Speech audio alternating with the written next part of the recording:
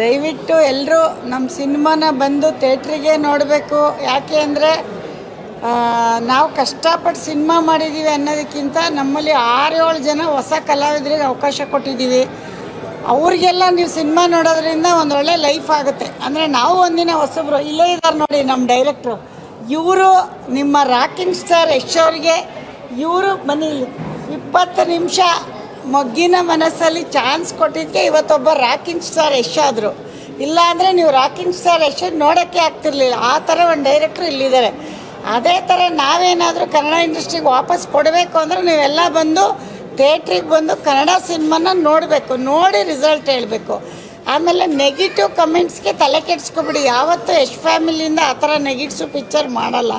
ಮುಂದಿನ ದಿನಗಳಲ್ಲೂ ಒಳ್ಳೆ ಚಿತ್ರ ನಾವು ಇವರು ಎಲ್ಲರೂ ಮಾಡ್ತೀವಿ.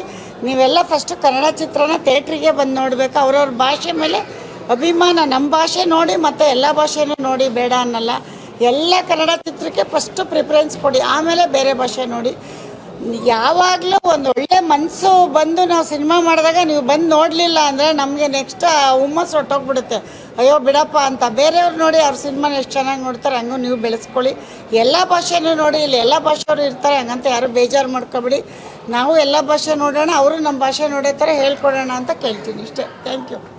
ನಮ್ಮದೇ ಸಿನಿಮಾ ಅಂದರೆ ನಾವು ಮಾತಾಡೋದು ಏನಿಲ್ಲ, ಬಟ್ ನೋಡಿ ಎಲ್ಲರೂ ಕೂಡ ಇಷ್ಟಪಟ್ಟಿದ್ದಾರೆ.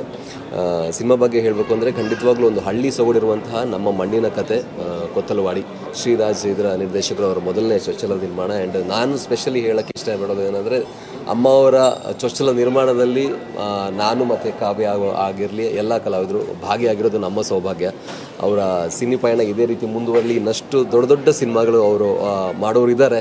ಅವರ ವಿಷನ್ ತುಂಬ ದೊಡ್ಡದಿದೆ. ಆ ವಿಷನ್ನ ಮೊದಲನೇ ಹೆಜ್ಜೆಯಲ್ಲಿ ನಾವು ಭಾಗಿಯಾಗಿರೋದು ನಮ್ಗೆ ಭಾಳ ಖುಷಿ ಇದೆ. ಹಾಗಾಗಿ ಎಲ್ಲರೂ ಕೂಡ ಸಿನಿಮಾ ನೋಡಿ ಮುಂದಿನ ವಾರದಿಂದ ನಮಗೆ ಸಪೋರ್ಟ್ ಮಾಡಿ. Thank you.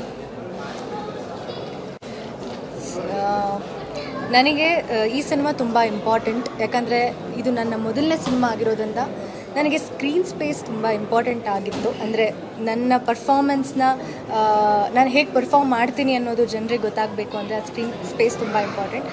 ಆ ಅವಕಾಶ ಕೊಟ್ಟಿರೋ ರಾಜು ಸರ್ಗೆ ಥ್ಯಾಂಕ್ ಯು ಸೋ ಮಚ್. ಹಾಗೆ ಅವರ ಮೊದಲನೇ ಪ್ರೊಡಕ್ಷನ್ ಹೌಸಲ್ಲಿ ಫಸ್ಟ್ ಹೀರೋಯಿನ್ ಆಗಿ ಅವಕಾಶ ಕೊಟ್ಟಿರೋ Pushpa Mangu thank you so much.